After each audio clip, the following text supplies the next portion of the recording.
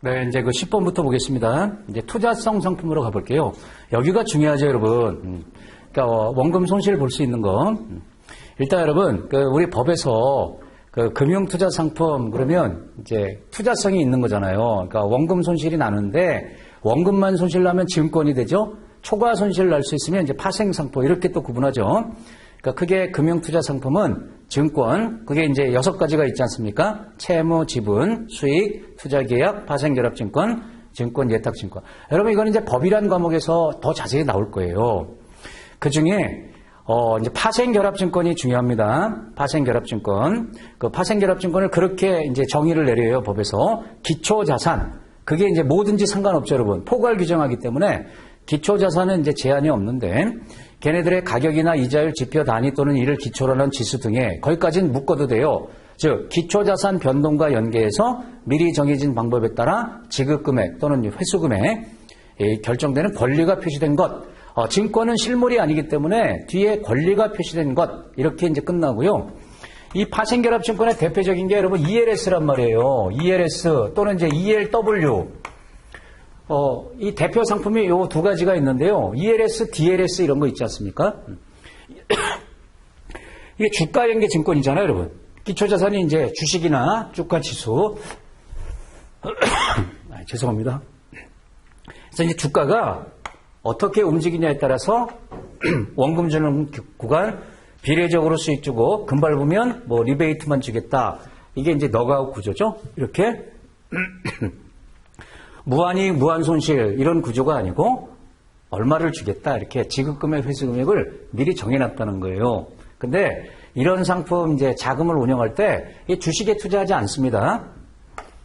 원금을 확보하기 위해서 대부분 채권에 투자하고요. 이제 일부 자금을 갖다가 이제 옵션 투자라는 거예요. 요런 구조를 갖는 이제 옵션 계약을 맺어가지고 이것도 이제 주로 장외 계약을 많이 맺는데 여기서 수익을 내갖고 증권회사가 이제 주가에 따라 약속한 걸 주고요. 남으면 증권회사 수입이 돼요. 부족하면은 증권회사가 이제 메꾸는 거고요. 그래서 이 파생 상품이 결합된 증권이다. 이제 원금만 손실을 나는데 파생 상품이 들어가 있다. 이런 뜻이에요. 네, 파생 상품은 여러분 이제 선도, 선물, 옵션, 수합 크게 이제 4가지가 있지 않습니까? 근데 그 밑에 화살표 보시면 여러분 거기 이제 거기 2가지가 나와 있죠. 이 법에서 이거는 투자성이 없다라고 명시적으로 배제하는 거예요. 그러니까 원화 표시 CD 그리고 이제 신탁 중에서 여러분 신탁은 실적 배당 투자성이 있는데 관리해주는 신탁, 관리 신탁. 그러니까 관리만 하는 거기 때문에 이게 투자성이 없다라고 봅니다. CD, 관리 신탁. 요 2개는 금융투자 상품이다 아니다? 예, 아닌 걸로 봅니다. 자, 그러면 이제 투자 상품 중에서 여러분 투자성 상품 중에서 가장 대표적인 게 이제 펀드란 말이에요, 여러분. 이제 펀드. 그래서 여러분 우리 법에 보면 펀드 재산을 어디에 투자하냐?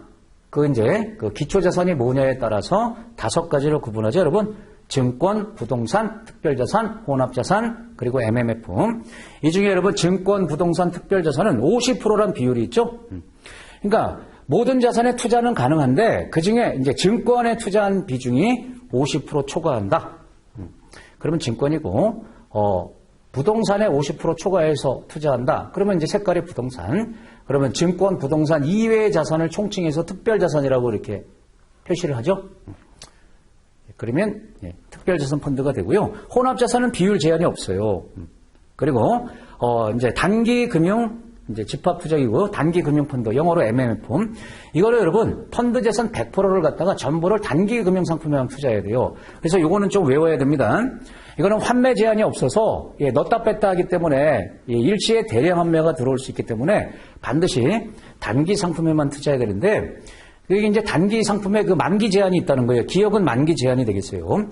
CD, MMF에서 CD를 편입시킬 때는 6개월 이내 CD만 편입시킬 수 있어요. 6개월. 그리고 국채는 아주 우량 자산이기 때문에 5년. 나머지 채권이나 어음은 1년이 되겠습니다. 이렇게 만기 제한이 있고요. 그 다음에 펀드는 다 시가 평가하지 않습니까? 시장 가격으로 평가를 하는데 유일하게 장부가로 평가하는 게 MMF예요. 장부가 평가한다는 것은 마치 예금 이자처럼 기간 경과에 대한 이자를 기본적으로 주겠다는 겁니다. 근데 조건부 장부가 평가예요. 시가하고 거기 0.5%라고 있죠? 0.5% 이상 괴리가 생기면 시가로 평가하기 때문에 이게 또 이제 손실 보는 겁니다.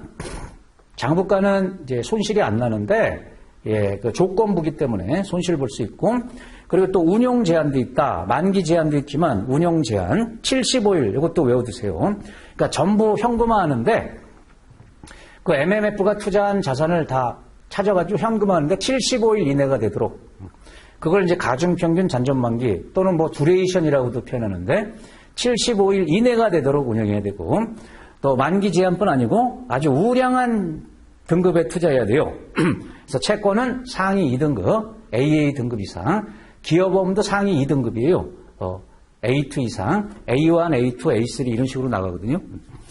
그러니까 우량 등급, 상위 2등급에만 투자할 수 있다. MMF는 여러분 주로 채권에 투자합니다. 파생 상품 이런 데 투자하지 않아요. 증권에만 투자할 수가 있어요. 그 중에서도 채권. 자, 문제를 통해서 한번 볼게요. 자, 자본시장법상 펀드, 옳지 않은 것은. 특별자산 펀드는 50%라는 비율이 있죠. 세가를 나눌 때. 50%를 초과해서 증권, 부동산을 제외한. 그러면 이게 특별자산이다. 이렇게 보시면 돼요. 특별자산이 너무나 종류가 많아서 증권, 부동산 이외의 것을 총칭해서 특별자산이라고 이렇게 이제 포괄 규정하거든요. 맞고. 자, 혼합자산 펀드는 증권, 부동산, 특별자산. 크게 보면 이제 기초자산이 세 가지로 구분할 수가 있는데 이 중에 비율 제한 없이 투자할 수는 있는데 이걸 뒤집으면 어느 한 가지 자산의 투자 비율이 50% 초과하면 안 되겠죠. 약간 응용하면 돼요. 왜? 50%가 넘어가면 색깔이 나오잖아요, 여러분. 그래서 비율을 규정하지는 않지만 하나의 자산이 50%를 넘으면 안 되겠다. 맞는 말이고. 세 번째, 증권 모든 펀드는 이 5가지 모든 펀드는 증권, 파생상품, 부동산, 실물자산, 특별자산. 실물자산은 특별자산에 포함됩니다. 등에 모두 투자할 수 있도록 허용하고 있냐. 이 모든 펀드가 틀렸습니다. MMF는 반드시 증권에만 투자해야 돼요. 파생상품, 부동산 이런 데는 운영을 못합니다. 그래서 모든이란 말이 틀렸고 그러면 MMF를 뺀 나머지 4개 펀드 있죠? 그것은 다 투자 가능해요, 여러분. 네 번째, 혼합자산 펀드하고 MMF 이 두 개는 여러분 이제 50%라는 비율이 없잖아요.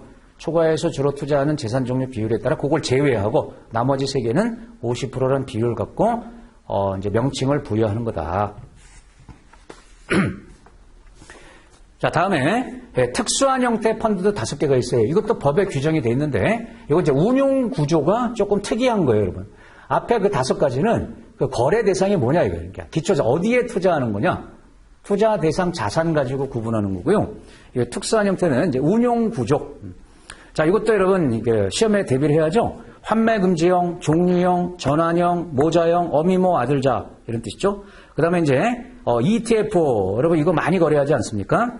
상장 지수 펀드 ETF 이 5가지가 특수한 형태의 펀드라고 이제 보는데 자, 환매 금지형. 여러분 펀드는 대부분 이제 환매를 제한하지 않아요. 왜냐면 투자자가 돈 찾겠다 그러면 돌려줘야 될 거 아닙니까? 그런데 환매를 제한하는 펀드가 있다. 2번 어떤 펀드가 환매 금지형이냐 환매가 안 되냐 부동산, 특별자산, 혼합자산 펀드 요 3개 그리고 그 옆에 여러분 20% 동그라미 있어요. 20%를 초과해서 시장성 없는 자산에 투자하는 펀드는 환매 금지형으로 만들어야 돼요. 그러니까 뭐냐면 여러분 환매 신청이 들어오면 어떻게 돼요? 투자하고 있는 자산을 처분해가지고 돈으로 돌려줘야 되는데 이 부동산이라든지 여러분 특별자산, 혼합자산 이런 것들은 돈으로 만들기가 쉽지 않다는 거예요. 그러니까 시장성 없는 자산에 20%를 초과해서 투자하다 보니까 환매를 해주기가 어렵다. 부동산이 여러분 바로 매각이 됩니까? 그래서 법적으로 환매 금지형으로 만들어야 됩니다. 3가지 얘네들이 20% 넘게 시장성 없는 유동성이 떨어지는 데 투자한다는 거예요.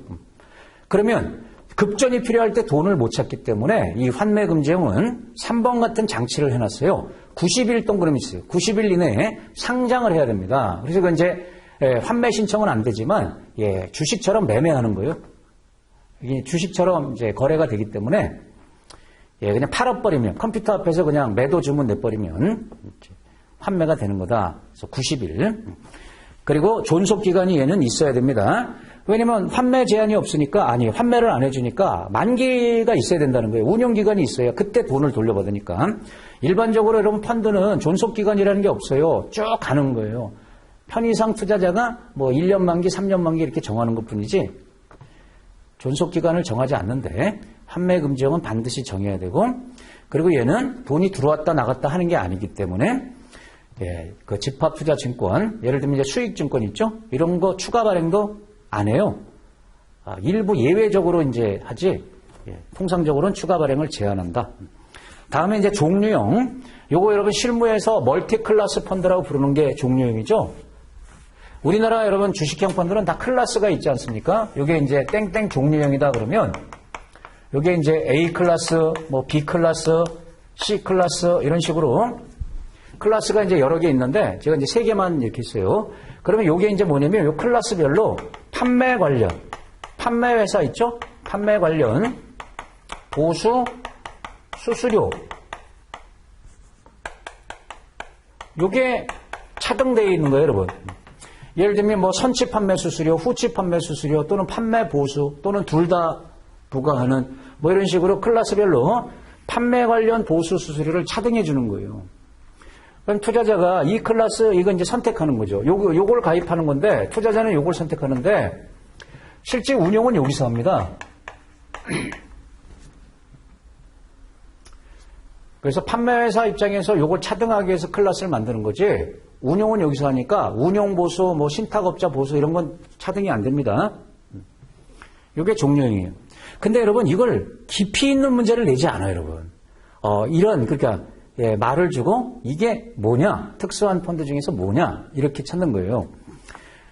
자, 거기 보면 종류형은 동일 펀드 내 기준가격이 상이한 여러 종류란 말이 나왔잖아요. 집합투자증권이 존재하는 형태의 펀드. 이게 뭐냐 그럼 종류이에요.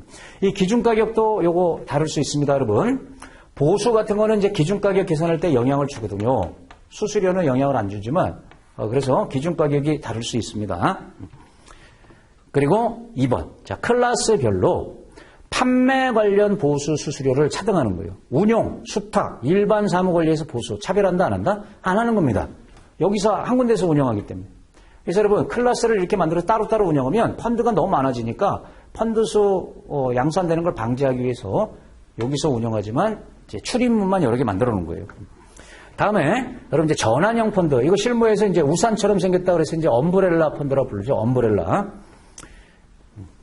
그 전환형은 이런 거예요. 그게 이제 땡땡 전환형 펀드다.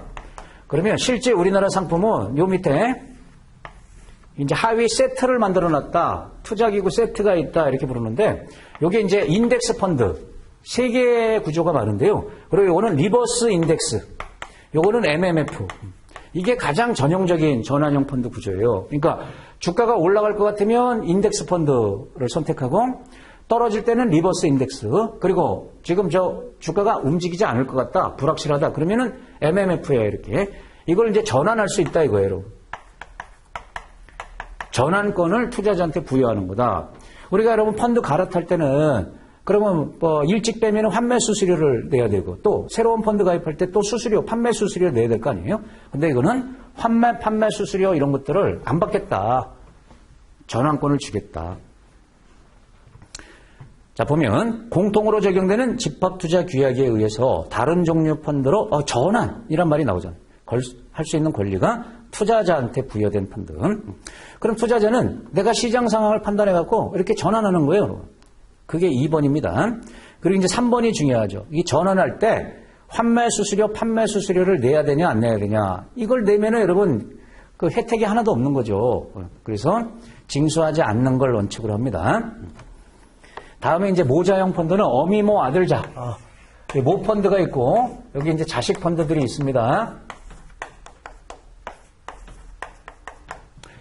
요거는 여러분 반드시 투자자는 요걸 선택하는 거예요, 여러분. 판매는 자펀드를 판매하는 거예요. 근데 이 자펀드가 재산을 직접 운영하는 게 아니고 모펀드에 투자하는 거다 이렇게 보면 돼요. 엄마한테 투자하는 거다. 그래서 이게 FOF 구조를 갖고 있는 거거든요. 펀드 오브 펀드. 또 다른 펀드. 그래서 운용 자체는 모펀드가 하고요. 판매는 자펀드를 판매하는 거예요. 퇴직연금 같은 거 운영할 때 이 모자형 구조가 많아요. 이게 이제 A회사, B회사, C회사, 퇴직연금 운영하는 건데 운영 방식이 비슷하니까 따로따로 운영할 필요가 없다. 여기서 집중 운영하는데 이렇게 모자 구조. 1번 모펀드, 자펀드를 설정하고 자펀드는 모펀드 증권을 취득하는 거다. 그 모펀드에 투자하는 거다. 그리고 2번 모펀드, 자펀드 운용사가 동일해야 된다. 이게 모자형 펀드가 일반적인 FOF하고 차이점이 뭐냐면 이게 모자 관계, 혈연 관계니까 이게 운용사가 반드시 같아야 돼요. 이거는 동일 운용사다. 한 운용사. 그리고 3번. 자, 판매회사에서 투자자한테 판매하는 펀드는 모펀드라고 그러면 안 돼요, 여러분. 자펀드를 판매하는 거다. 그리고 이제 운용 자체를 모펀드가 하는 거다.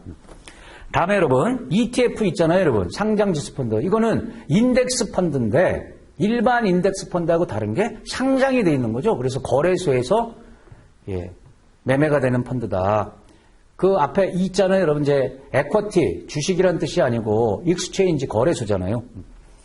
그래서 이제 두 가지 특징. 인덱스 펀드와 유사하다. 인덱스 펀드. 시장 쫓아가는 거죠. 그런데 주식처럼 상장이 돼 있기 때문에 거래소를 통해서 시장 가격으로 실시간 매매가 이루어지는. 주식 대신 여러분 요새 ETF 많이 투자하죠? 인덱스 펀드 형태이기 때문에 비용이 저렴하고 성과 측정이 투명하다. 가장 수수료가 저렴한 거, 그게 ETF라고 보시면 돼요. 인덱스 펀드 중에서도 가장 저렴하죠. 자, 이렇게 이제 5가지를 이렇게 꼼꼼하게 이렇게 봤는데, 여러분 실제 시험을 이렇게 보면 요 투자자산 운용사에서 11번 봐봐요. 단순하죠. 자, 특수한 형태 펀드 중에서 동일 펀드 내 다양한 판매 보수, 판매 수수료를 갖는 클래스를 만드는 펀드가 뭐냐? 클래스, 멀티 클래스, 종류형이잖아요, 종류형. 자, 이제 우측에 가면 여러분, 이제 펀드는 이게 역할 분담이 되어 있죠, 여러분. 펀드 운영하는 이제 집합 투자업자가 있고, 그리고 집합 투자업자가 재산을 갖고 있으면 안 되죠. 고객 재산, 그걸 반드시 제3자한테 이제 관리, 보관 관리를 맡겨야 되니까 그게 신탁업자죠. 그래서 밑에 보면 여러분, 기본적인 뭐 집합 투자업자라든지 이제 그거는 생략하고요. 이제 신탁업자가 하는 역할, 이런 것들도 가끔 시험에 나와요, 여러분. 신탁업자는 어떤 역할을 한다? 가장 핵심이 첫 번째 거예요, 여러분. 신탁 재산, 그러니까 집합 투자 재산. 집합 투자 재산을 보관 관리한다. 보관 관리. 그리고 집합 투자업자가 이제 지시를 내리는 겁니다. 그 돈 있지? 그 돈으로 뭘 사, 뭐 팔아. 이런 식으로 운용 지시에 따라서 이제 행하는데 이 감시 기능을 또 합니다. 그러니까 집합 투자업자가 제대로 지시를 내리는지 감시 기능도 한다. 그것도 신탁업자가 하고 그 감시 기능을 제대로 해야 되기 때문에 집합 투자업자의 계열사는 신탁업자가 될 수가 없습니다. 그러면 이제 감시를 못하니까. 그리고 신탁업자가 재산을 보관 관리하기 때문에 그 서류를 투자자한테 제공하는 게 보관 관리 보고서예요. 보관 관리 보고서. 그 다음에 여러분 일반 사무관리사는 이게 투자회사 형태 펀드 있죠? 거기서 필요한 거예요. 투자회사 동그라미 치고요. 이 펀드, 우리가 이제 펀드 시험이 아니기 때문에 이걸 뭐 자세히 내진 않는데 그래도 조금 설명을 드리면 여러분 우리나라 펀드는 법적으로 펀드를 설정 설립하는 형태가 신탁형이 있고 그 다음에 회사형이 있고 그 조합형이 있어요, 여러분. 자, 자세히는 안 하겠습니다. 근데 우리나라 펀드는 대부분 100%는 아니지만 거의 대부분 이게 신탁 구조를 갖고 있어요. 이걸 투자 신탁이라고 부르지 않습니까? 법에서 신탁형 펀드를 투자 신탁이다 이렇게 불러요. 그리고 회사를 만들어서 이제 운영하는 펀드가 있는데 4개의 회사가 있죠, 여러분. 투자회사, 뭐 유한회사, 유한책임회사, 합자회사가 있는데 그 중에 이제 투자회사, 이게 이제 상법상 주식회사인데 서류상의 회사예요. 그리고 조합도 이제 2가지 형태가 있는데 우리나라에 제일 많은 게 이게 1등입니다. 그리고 그 다음 2등이 이거예요. 근데 이게 바로 뭐냐면, 여러분 이제 투자자 펀드 재산을 갖다가 집합 투자업자 갖고 있으면 이게 위험하다는 거죠. 자기 돈처럼 운영하면 안 되기 때문에 위험해서 반드시 이걸 제3자한테 맡겨야 되겠다. 고객 돈을 안정하게, 안전적으로 제3자가 보관해야 되겠다. 그게 신탁 구조란 말이에요. 신탁. 제3자한테 맡기는 게 신탁이잖아요. 그래서 이제 요걸 띄고 있고, 그리고 이제 그 다음에 2번째가 요건데, 투자회사. 이게 서류상의 회사다 보니까 사무 처리를 못하는 거예요. 임직원이 없어요. 그래서 이 투자회사라는 펀드, 이 사무 처리를 담당하는 데가 일반 사무관리회사라는 거예요. 운영과 관련된 업무를 하는데. 그래서 여러분 이 투자신탁은요, 일반 사무관리회사가 있어도 되고 없어도 돼요. 근데 얘는 필수로 존재해야 돼요. 그 다음에 여러분, 우리나라 펀드가 10,000개가 훨씬 넘는데 여러분, 3호까지 포함하면 10,000개가 훨씬 넘어요. 그러면 여러분, 일일이 투자자들이 이게 좋은 펀드, 어떤 게 좋은 건지 모르니까 펀드 평가해주는 회사들이 있죠? 운영 결과를 평가해주는 펀드 평가회사. 그게 집합투자기구 평가회사예요. 제로인, 모닝스타 코리아, 뭐 이런 데들 있잖아요, 여러분. 그 다음에 채권평가회사는 이 펀드 매일매일 이제 이익 났는지 손해 났는지 이제 기준 가격을 만들어야 되잖아요. 그래서 그 펀드 재산 가치를, 자산 가격을 평가해 준다. 그걸 이제 집합투자 기구에 제공하면 집합투자업자가 이제 그걸 보고 기준 가격을 이제 공시하는 거죠. 그러니까 채권 가치만 평가하는 게 아니고 이름은 그렇게 돼 있지만 그러니까 펀드가 보유한 재산. 근데 그게 이제 시장 가격이 있으면 여러분 시장 가격으로 평가할 수 없지만 부동산 같은 거는 여러분 시장 가격이 없잖아요. 채권도 주로 장외에서 거래되고. 그래서 그걸 전문가 집단이 이제 가치를 계산해 주는데 그걸 채권 평가회사. 자, 위에 문제를 보겠습니다. 이게 이제 실제로 났던 문제들이에요, 여러분. 지금 위에 있는 문제들이. 다음 그 두 가지 역할을 하는 관계회사가 뭐냐 이렇게 이제 물었어요. 집합투자업자의 운용 지시 등 관련 규정 등을 지시 등이 관련 규정을 위반하는지 여부 확인. 그러니까 운용 지시를 제대로 내리는지 이제 감시한다는 거죠. 벌써 이제 신탁업자잖아요, 여러분. 신탁업자. 두 번째, 자산운용 보고서 밑줄 긋겠습니다. 이 작성이 적절한지 여부를 확인하는 것. 그럼 대부분 뭘 확인하고 이거 다 신탁업자가 하는 거죠. 근데 여기 자산운용 보고서는 여러분 이거 뭐예요? 이건 집합투자업자가 작성하는 거예요. 그러니까 3개월에 한 번씩 여러분 투자자한테 자산운용 보고서를 제공해야 돼요. 근데 그걸 제대로 작성했는지 그걸 확인해 주는 게 신탁업자가 하는 거예요.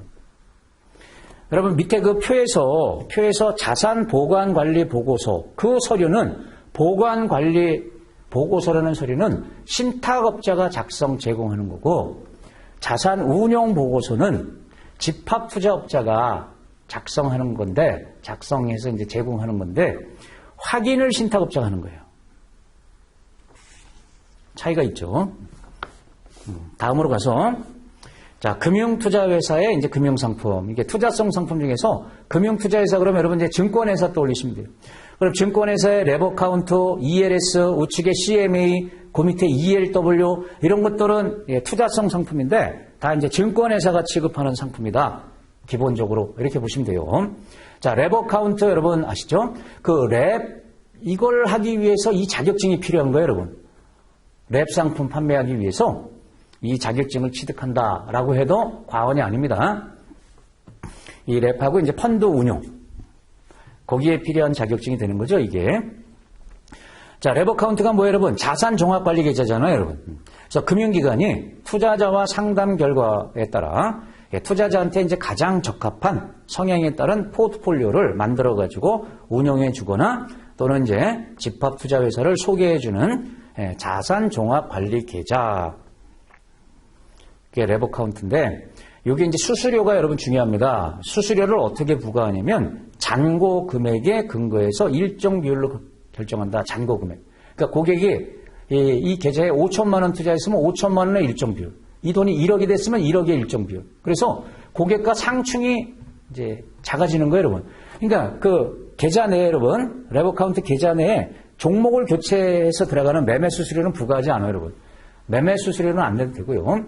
예탁 잔고에 1년에 이제 일정 비율의 피를 내는 건데, 5억이 10억이 됐으면 10억의 일정 비율 수수료가 들어오니까, 이제 상충 관계가 이제 해소되는 거예요. 일단 증권회사 입장에서도 고객 재산이 늘어야 수입이 증가하니까. 그래서 이제 매매 수수료는 부과하지 않습니다. 그리고 크게 이제 세 가지 형태가 있다. 펀드로 담아주면 펀드형, 컨설턴트, 자문해 주는 거죠. 그 다음에 자문사 연계형, 컨설턴트는 이제 조언을 해주는 거고, 자문사 연계형은 뭐냐면, 이제 그 계좌에 담을 종목을 증권사가 직접 추천할 수도 있는데, 더 전문가 집단, 자문회사한테 의뢰하는 거예요. 그 자문사 연계형. 이게 제일 많죠, 여러분. 랩 어카운트 중에서 자문사 연계형 랩이 많아요. 자, 펀드하고 여러분 랩 어카운트는 조금 더 다른 점이 있다. 펀드는 여러분 분산 투자를 원칙으로 해요. 분산 투자. 근데 랩은 고객별로 맞춤식이기 때문에 펀드하고 좀 다르고, 그래서 이제 소수 종목에 집중 투자할 수가 있어요. 그래서 펀드 대비 적은 종목으로 운영이 가능해서 탄력적 시장 대응이 가능한데, 분산 투자가 잘 안 돼 있기 때문에 특히 주가가 하락할 때 손실이 커집니다. 펀드보다. 분산이 안 돼 있어서. 그러니까 올라갈 때는 소수 종목에 집중 투자할 수가 있어서 수익이 클 수 있지만, 주가가 빠질 때는 손실이 클 수도 있다. 그래서 여러분 자문사 연계형 랩이 이렇게 주가가 빠질 때 엄청나게 손실을 봐갖고 지금 좀 인기가 시들해졌죠. 다음에 이제 ELS, 이게 대세 상품이기 때문에 이제 시험에 날 거예요. ELS는 이제 파생결합증권에 들어갑니다. 법적으로 보면 파생결합증권. 주가 지수에 따라서. 그래서 여러분 그 수익 구조에 그 이제 크게 이제 그 네 가지가 나옵니다. 이게 이제 어떤 옵션을 결합하냐에 따라서 다양한 형태, 다 꺾이는 수익 구조를 갖는데, 너가웃, 불 스프레드, 디지털, 리버스 컨버터블. 자, 그림을 제가 좀 그려볼게요, 여러분. 그래프가 시험에 나오진 않는데, 제일 먼저 그 너가웃 있지 않습니까? 그러면 이제 대략적으로 그려볼게요. 주가가 빠질 때, 우리나라 너가웃 상품은 콜 구조가 대세예요, 콜. 올라갈 때 줘요. 주가가 빠지면 원금 주고, 올라가면 비례적으로 이제 참여율을 곱해서 주고, 금발보면 여기 이제 배리어를 설정해서 한 번이라도 금발보면 리베이트만 주든지 그냥 원금만 주겠다. 이게 너가웃 구조죠. 그 다음에 이제 불 스프레드는 불 강세니까 떨어질 때 원금, 올라갈 때 이제 비례적으로 주고, 역시 여기도 이제 배리어인데 그 이상에선 캡을 씌우는 거다. 더 이상 안 주고 요만큼만 준다. 세 번째, 디지털은 0일이죠. 콜 디지털 그러면 떨어질 때 원금, 올라가면 일정 수익. 비례 구간이 없어요, 여러분. 1 또는 0이니까. 그리고 RC형, 리버스 컨버터블은 이런 구조예요, 여러분. 이런 구조.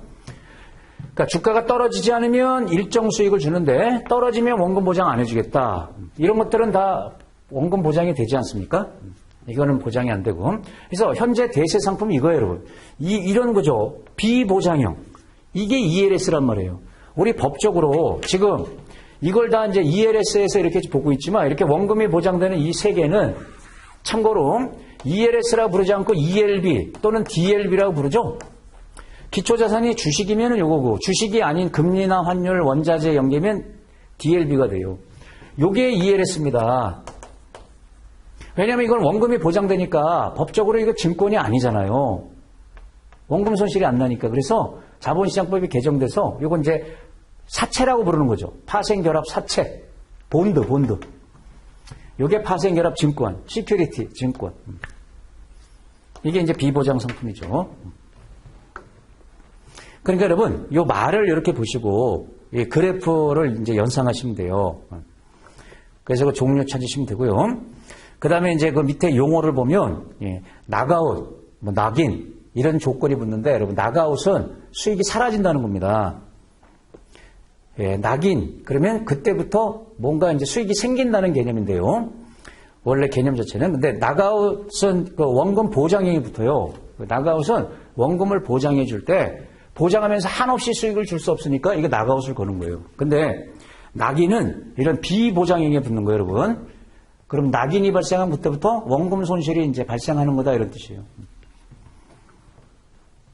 그래서 나가웃을 터치하면 이제 지급, 그 수익이 사라져 버리는 거고, 그래서 이제 일종의 보상 수익 주는 게 리베이트란 말이에요. 그다음 낙인을 터치하면 원금 손실 가능성 조건이 생겨난다. 그러니까 원금 손실이 발생하는 게 낙인이죠. 좀 개념이 다르고. 그다음에 이제 더미 수익이라는 건 뭐냐면, 우리 지금 대세 상품 여러분 조기상환형 스텝다운 구조가 대세란 말이에요. 그러니까 뭐냐면 만기를 2년, 3년 이렇게 길게 가져가면서, 이런 것들은 통상 만기가 1년짜리가 대부분이에요. 근데 길게 가져가면서 6개월마다 중간에 평가를 해서 조건을 만족하면 조기상환이 되는 거죠. 조기상환형 ELS. 이게 이제 원금 보장 안 해주는 이런 이제 RC 구조를 갖고 있는데, 근데 그 조기상환 ELS가 조기상환 되지 않고 만기가 됐다. 그러니까 6개월마다 평가했는데 평가 조건에 미달해서 이제 조기 상환이 안 됐다. 그럼 만기 때 그때 상태를 돌려받는단 말이에요. 그래서 만기 때 지급되는 수익, 만기에도 여러분 중간에 조기 상환이 안 돼도 만기 때 수익을 낼 수가 있어요, 여러분. 5년 결과가 좋으면. 그러면 그때 돌려받는 걸 일종의 보너스, 그래서 이제 더미 이런 표현을 쓰고, 그다음 리베이트라는 것은 너가웃에 걸렸을 때 이제 일종의 보상 수익 주는 걸 말해요. 그래서 원금 보장형에서 너가웃을 붙인다 그랬죠? 나가웃 배리어를 초과하는 경우에 지급되는 이제 일종의 보상. 그다음 이제 참여율이라는 건 뭐냐면요. 요 그래프의 요 기울기가 참여율입니다. 그러니까 지수 변했을 때 수익을 얼마만큼 주냐? 지수가 10% 변했을 때 수익도 10% 주면 참여율이 100%고요. 더 많이 주면 이 기울기 가파라지고요. 덜 주면은 완만해지는 거예요. 요 참여율, 요거의 기울기.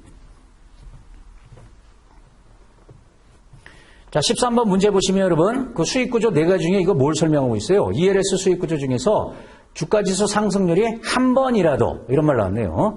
미리 정해놓은 수준에 도달하면 만기 수익률이 결정되는, 그럼 고정돼버리는, 이게 뭐야? 한 번이라도, 그러면 이게 너가웃이란 말이에요. 너가웃을 체크하는 게, 만기 때 체크하는 게 아니고, 한 번이라도 너가웃에 걸리게 되면, 이제 고정 수익만 준다는 거예요. 그게 이제 리베이트. 1번이 되겠죠. 맞습니까? 요거 이제 읽어보세요, 여러분. 복습할 때. 요거는 최대 수익이 이렇게 정해져 있다. 최대, 캡. 이런 느낌. 그 다음에 이제 우측에 가서 여러분 CMA는 이제 수시 입출이 가능한 증권사의 이제 MMF하고, 은행의 MMD하고 이제 유사한 상품이죠. 실적 배당입니다. 대신 입출금의 자료는 실적 배당이고 3가지 유형이 있는 거 아시죠? 이 들어온 자금을 MMF에 투자하냐, RP 채권에 투자하냐, 또는 이것저것 묶어서 랩처럼 투자하냐. 그 W가 랩이잖아요. 랩. 이것저것 다 투자하는 거예요.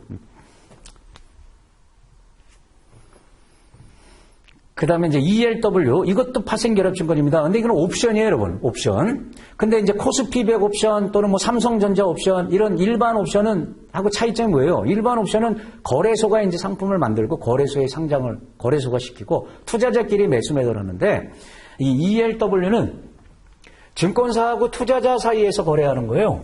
개념 자체가. 일종의 이제 증권회사가 만드는 투자 상품인데 이 ELW는 옵션이지만 증권사하고 고객, 투자자. 근데 얘가 무조건 매도자가 되는 거예요. 얘는 매수만 합니다. 이게 이제 일반 옵션하고 다른 거예요. 매수만 한다는 건 이제 권리를 갖는 거 아닙니까? 권리를 갖게 되는 거고 얘는 이제 의무를 지는 거니까 이게 이제 옵션을 매도하면 무한 손실 나지 않습니까? 매수는 이제 손실이 한정되고 근데 이거는 매수만 하기 때문에 손실이 한정된다는 특징이 있어요. 이익은 이제 무한히 날 수 있지만 권리 포기해버리면 되니까 손실이 한정된다. 그래서 이 ELW는 법상으로 보면 파생상품이 아니고 증권으로 규정하는 거예요. 원금만 손실 보니까. 네, ELW 가로 1번 사거나 팔 수 있는 권리. 그러니까 콜, 풋 두 가지가 있겠죠. 그리고 요거 2자는 에쿼티니까 여러분 기초자산이 뭐예요? 주식이나 주가 지수가 되는 거죠. 특징을 보면 자 투자자는 매수 포지션만 보유할 수가 있다. 매도는 못합니다. 그래서 손실이 한정되는 반면에 이익은 무한대로 확대된다. 그리고 이거는 이제 권리만 사고 파는 상품이기 때문에 자본소득, 그러니까 ELW 가격 변하는 거 있죠? 그거 외에 주주가 아니기 때문에 회사와 직접 관련이 없다. 즉 배당 받을 수 있다 없다? 못 받는다. 의결권이 있다 없다? 없습니다. 법적으로는 파생결합증권이다. 그리고 여러분 이게 이제 자격이 있는 증권사들이 유사한 상품을 많이 이제 만들어요, 여러분. 코스피 200 ELW 또는 삼성전자 ELW. 그러면 투자자는 어느 증권사 상품이 좋은 건지 그거를 이제 선택해야 된단 말이에요. 우리 주식 고르듯이 ELW도 골라야 돼요. 그래서 그 투자 지표들이 있습니다. 일단 이거 전환 비율이라는 게 있어요, 여러분. ELW는 이 전환 비율을 갖고 있는 게 독특해요. 일반 옵션에는 이게 없거든요. 이게 소수점으로 주로 만드는데 즉 ELW 한 주로 취득할 수 있는 기초자산 주식의 그 비율. 근데 그게 0.1 이렇게 전환 비율이 소점 0.1로 돼 있다. 그럼 뭐냐면 이 ELW 하나가 기초자산 주식 0.1주를 사고 파는 권리다 이런 뜻이에요. 그러면 이거 10개를 갖고 있어야 주식 한 주를 사고 파는 거예요. 그럼 왜 이렇게 복잡하게 전환 비율을 만들어놨냐? 이게 쪼개놨냐? 소액 투자하려고 하는 거예요. 소액 투자. 여러분 기초자산 가격이 비싸다고 그러면 ELW는 프리미엄만 이제 주고 거래하는 거지만 그래도 비쌀 거예요, 여러분. ELW 가격이. 그래서 싸게 거래하기 위해서 쪼개놓는 겁니다. 그게 전환 비율이에요. 소액 투자하기 위해서. 자, 페리티라는 건 뭐냐면 우리 옵션은 여러분 이제 내재 가치가 있으면 ITM, 없으면 OTM, 등가격 뭐 이런 거 있지 않습니까? 그래서 이게 지금 ITM 상태인지 OTM 상태인지 이걸 이제 판단하는 지표가 페리티입니다. 내재 가치의 크기를 나타낸다. 그래서 이게 이제 100% 또는 1, 콜이든 푸시든 이 페리티 수치가 100%보다 크거나 1보다 크면 ITM 상태예요. 내재 가치가 있는 거예요. 1보다 작으면 외가격, 1이면 등가격. 그 다음에 이제 레버리지, 기어링 비율. 레버리지는 뭐다? 이게 퍼센트 개념인데, 기초자산 변화율에 대한 ELW 가격 변화율, 워런트 가격 변화율. 그래서 만약에 레버리지가 5다, 수치가 5다, 그러면 기초자산이 1%포인트 이렇게 왔다 갔다 할 때 ELW 가격 변화율은 5배. 레버리지. 이제 5% 왔다 갔다 한다. 이런 식으로 해석하는 거예요. 그 다음에 또, 기어링 비율. 기어링 비율이 뭐냐면 기초자산에 직접 투자하면 ELW에 투자하는 것과 몇 배 비용차가 발생하는지 이걸 나타내는 거다. 여러분 이게 이런 뜻이에요. 여러분. 기어링 비율이 뭐냐면 이 ELW의 기초자산 있지 않습니까? 기초자산 가격과 ELW 가격 이거는 이제 권리값만 주고 사는 거 아닙니까? 이게 몇 배 차 나냐? 이걸 보는 건데 여기에다가 전환 비율을 곱해야 돼요. 이거 나중에 이제 문제를 통해서 계산하는 거 이제 해볼 거예요. 왜 전환 비율을 곱해요? 얘와 얘가 1대1 관계가 아닐 수 있기 때문에 전환 비율을 곱합니다. 그러면 요거 수치가 만약에 5가 나왔다. 그럼 이게 무슨 뜻이냐? ELW에 투자하는 게 기초자산 자체에 투자하는 것보다 비용이 5분의 1 들어간다 이런 뜻이에요, 여러분. 5배 차가 나니까 이걸 5배나 싸게 이걸 갖고 투자할 수 있으니까 5분의 1 비용이 들어가는 거다. 그러면 이 수치가 큰 게 투자자한테 좋은 거죠. ELW를 고를 때 이 레버리지도 마찬가지고요. 레버리지도 마찬가지고요. 기어링 비율도 이게 높은 게 투자자한테 좋은 겁니다. 높은 게. 레버리지가 큰 게 좋죠. 왜? 투자자는 이거 매수만 할 수 있으니까 변동성을 사는 거니까 레버리지가 큰 게 좋아요. 기어링 비율도 수치가 높은 게 좋고요. 그만큼 ELW를 싸게 투자하는 거니까. 그 다음에 자본 지지점이라는 게 또 있어요. 이거는 뭐냐면 동일한 투자 원금으로 요 기초자산인 주식 또는 ELW 가운데 어느 것을 보유하더라도 만기일 최종 실현 가치가 같게 해놨던 거라면서요. 동등한 성과가 나온다고 가정했을 때 주식의 연간 기대 이제 수익률 그걸 측정한 퍼센트 개념인데요. 주식에 투자하든 ELW에 투자하든 이론적으로 동등 성과가 나오려고 그러면 기초자산이 연간 몇 프로 올라갈 때 동등 성과가 나오냐. 그걸 측정한 비율이다. 그게 CFP, 자본 지지점인데 이 CFP는요. 이게 낮은 게 유리한 겁니다. 그러면 주가 상승률이 조금만 나와도 동등 성과를 낼 수 있으니까 ELW에 투자해서.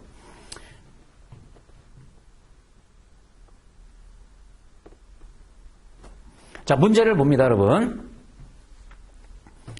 자, 주식 워런트 증권 영어로 ELW.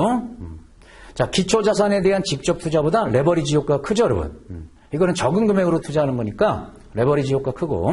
자, ELW 보유자는 의결권, 배당 청구권 행사할 수 있다, 없다? 행사할 수 없죠. 이건 파생 상품 개념이기 때문에 의결권 이런 게 없어요, 여러분. 세 번째, 손실과 이익이 무한대로 확대될 수 있어서 높은 투자 위험을 지니고 있는 상품이다. 여기 뭐가 틀렸어요? 손실은 제한된다 그랬잖아요. 이익은 무한대지만 손실은 한정되니까 그 앞에 손실을 빼야 되겠죠. 그리고 4번은 그냥 그 개념이에요, 여러분. 특정 대상물을 사전에 정한 미래 시기, 미리 정한 가격, 그게 행사 가격이죠. 사거나 팔 수 있는 권리를 가진 증권. 이게 뭡니까? 그러면 ELW다 이렇게 하시면 되겠어요. 자, 이렇게 해서 이제 투자성 상품을 좀 정리를 했고요. 이제 자산 유동화 이제 증권 볼게요, 여러분. ABS, 그 다음에 이제 MBS가 있죠. 자, 이제 ABS를 봅니다. ABS. 사실은 이제 시간 순서로 보면은 미국에서 MBS가 먼저 나왔는데, 이 MBS가 이제 대성공을 거두면서 기초자산 다양한 것을 이제 매각하는 증권이 나온 게 ABS죠. 자산 유동화 증권. 자, 이건 뭐다? 기업이나 금융기관이 갖고 있는 자산을 이제 묶는 거예요, 여러분. 그걸 매각하기 위해서 특정 조건별로 집합화해서 이를 바탕으로 증권을 발행하고 기초자산 현금 흐름을 이용해서 증권을 상환하는 거다. 그래서 그 화살표, 이게 아주 중요한 말입니다. 자산 보유자 신용도와 분리해서 자산 자체 신용도로 발행하는 거다. 자, 제가 좀 설명 그냥 드려볼게요, 여러분. 우리가 여러분 이 ABS도 일종의 자금 조달하기 위해서 발행하는 거예요. 근데 채권을 발행할 때는 무보증 사채가 대부분이잖아요, 채권은. 그러면 자기 신용에 근거해서 자금을 조달하는 거죠. 그럼 신용도가 낮으면 채권 발행이 여의치가 않아요. 그럼 ABS는 뭐냐면, 자, 내가 어떤 자산을 갖고 있다? 그 자산 현금 흐름을 줄 테니까, 예, 돈을 좀 빌리겠다. 그래서 이제, 이거는 이제 자금 조달이면 채권하고 다른 것은 채권을 갖고 있는 채권자는 그 발행자한테 원금 상환 청구권이 있단 말이에요. 원금을 이제 받을 수 있는 청구권이 있는데, 요 ABS는 그 원금 상환 청구권이 없습니다. 이 기초자산의 현금 흐름을 가져가는 거예요. 기초자산 현금 흐름. 그래서 자산 보유자 신용하고 무관하고요. 그 매각하는 자산 있잖아요. 그 현금 흐름을 주겠다는 거니까 그 신용에 연계해서 발행되는 증권이다. 그러면 그 기초자산의 현금 흐름이 투자자한테 어떻게 가냐에 따라서 대표적으로 두 가지 형태가 있죠, 여러분. 패스 형태가 있고 페이 형태가 있고, 패스는 주식 구조를 갖고 있는 거예요. 주식처럼 이제 위험이 좀 크다. 패스수를 자동 이전형이라고 불러요. 자동으로 넘어간다. 즉 기초자산 요거 회수하는 거, 현금 흐름이 그대로 넘어간다. 그러면 많이 회수하면 많이 가지만 회수가 안 되면 안 갈 수도 있다. 그래서 주식 형태.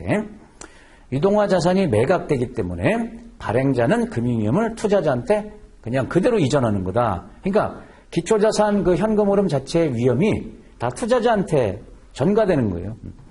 반면에 페이는 채권 구조입니다. 그래서 본드라는 말을 써요.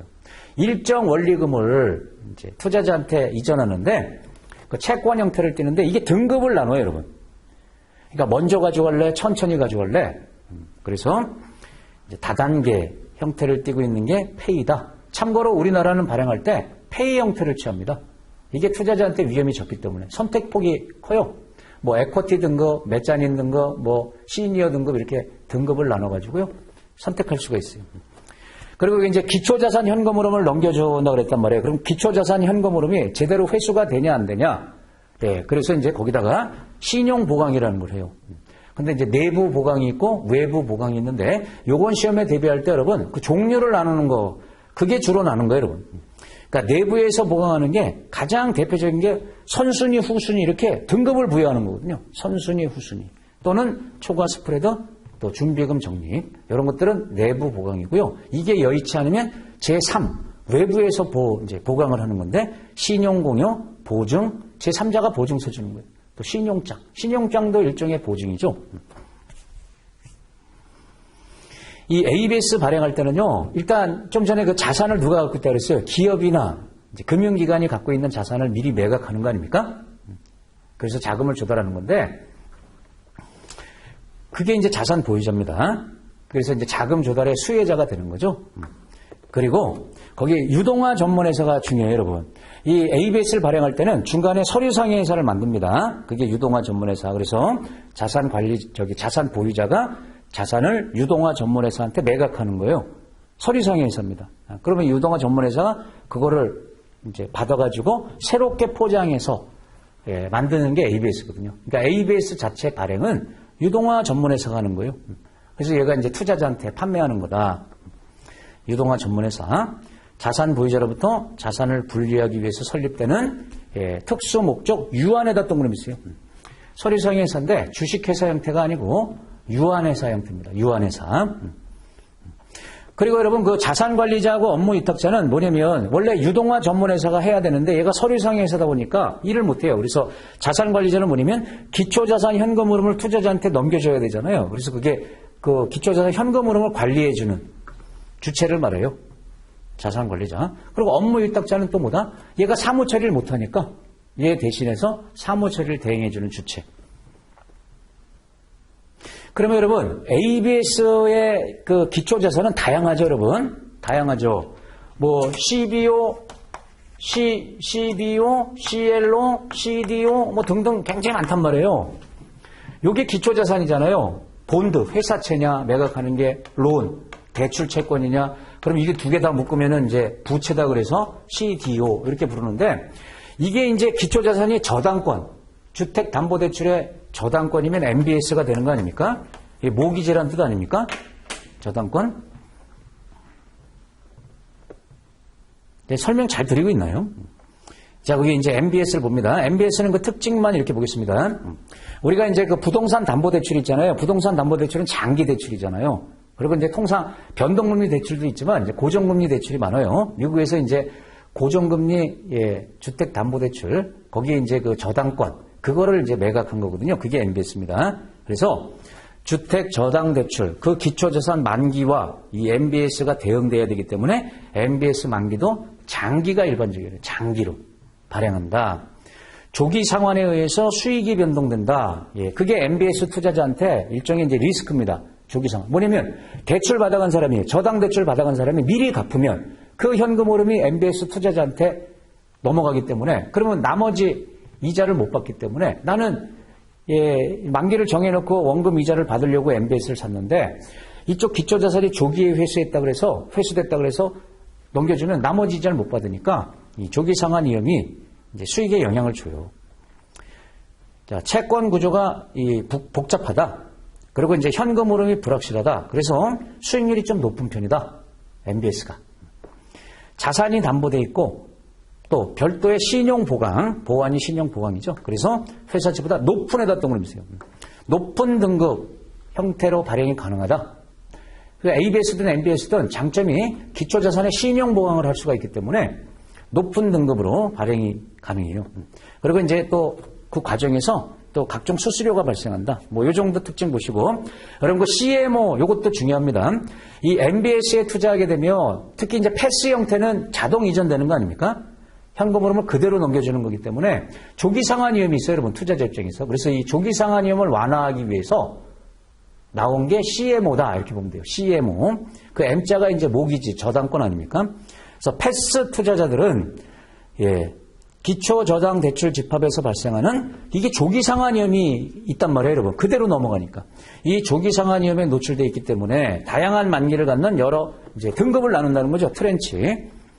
이렇게 등급을 나눠서 하나의 상품으로 구성하는 거. 그래서 조기 상환 위험을 완화해 주기 위해서 발행하는 거. 조기 상환 위험을 완화하는.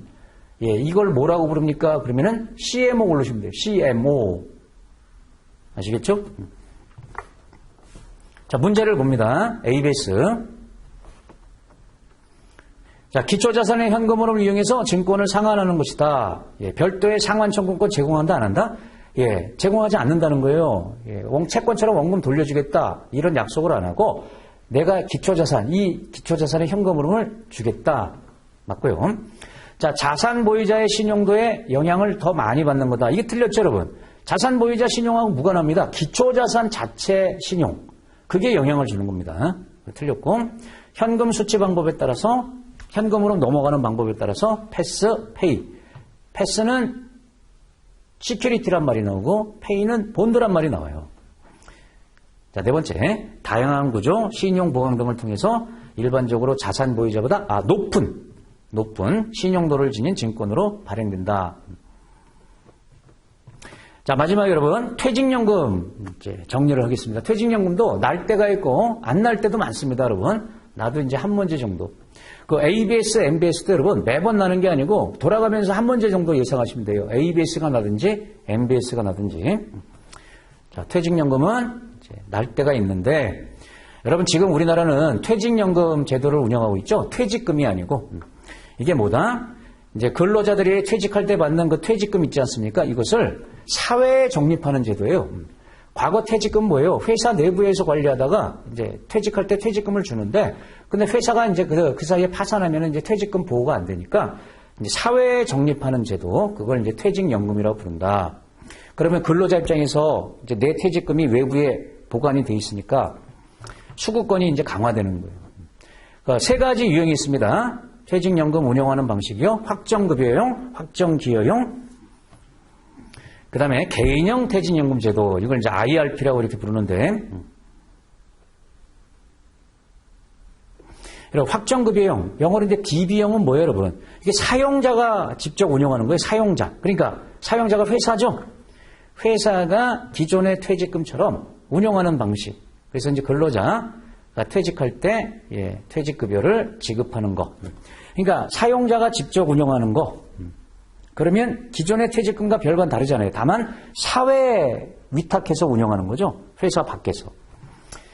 그리고 DC는 확정기여형이라고 부르는데 근로자가 그러니까 근로자가 내가 선택하는 거예요. 내 퇴직금 관리를 어느 상품에 내가 투자할 거냐. 이거는 근로자가 직접 선택하는 게 기여형이죠. 그리고 이 확정기여형은 그 소득공제 혜택도 받을 수가 있고, 그 다음에 여러분 이제 그 IRP라는 건 뭐냐면 근로자가 회사를 나왔다. 그러면 이게 퇴직연금이 뭐예요, 여러분? 그러면 퇴직금을 목돈으로 타면 지금 급전이 필요하면 그걸 사용할 거 아니에요. 근데 이거는 이제 퇴직 후 연금처럼 노후에 대비하기 위해서 이 제도를 만든 거니까 내가 회사를 나왔다 그래도 이거를 IRP에다가 다시 집어넣을 수가 있어요. 근로자가 이직하게 되면 수령한 퇴직금, 근로자 추가 납입에 대해서 과세를 유예받으면서 계속 적립 운영할 수 있는 그게 IRP다. 그러니까 이쪽으로 넣었다가 또 새로운 회사 들어가면 또 거기서 이제 DB, DC 이렇게 선택하면 되겠죠. 그리고 기본적으로 여러분 이거는 퇴직연금은 뭐예요? 근로자 대상으로 퇴직연금이 나오는 거죠. 그러면 자영업자들 있지 않습니까? 자영업자는 그러면 노후에 대비하지 말란 말이냐? 퇴직연금 같은 거 이런 거 가입하면 안 되냐? IRP가 자영업자도 이거 가입할 수 있습니다. IRP는. 그 다음에 3번에 여러분 적립금 운영. 이거는 노후에 대비하는 거란 말이에요, 여러분. 그래서 그 자금을 사회에 위탁하니까 이제 외부의 금융기관들이 운영을 하는데 이거를 아무렇게나 운영하면 안 돼요. 그래서 과거에는 법적 운영 제한이 굉장히 까다로웠습니다. 굉장히 까다롭다 보니까 수익을 내기가 어려워요. 그래서 지금은 그 운영 제한을 많이 풀었는데 그래도 이제 일부 운영 제한이 있습니다. 자, 첫 번째 확정급여용은 운영 주체가 누구라 그랬어요? 이거는 회사잖아요. 그래서 이제 회사가 운영할 때는 확정급여용은 회사가 운영한다는 게 뭐냐면 회사가 외부에 이제 마음에 드는 데다가 운영한다는 거예요. 이거는 원리금 비보장 자산의 70% 동그라미 있어요.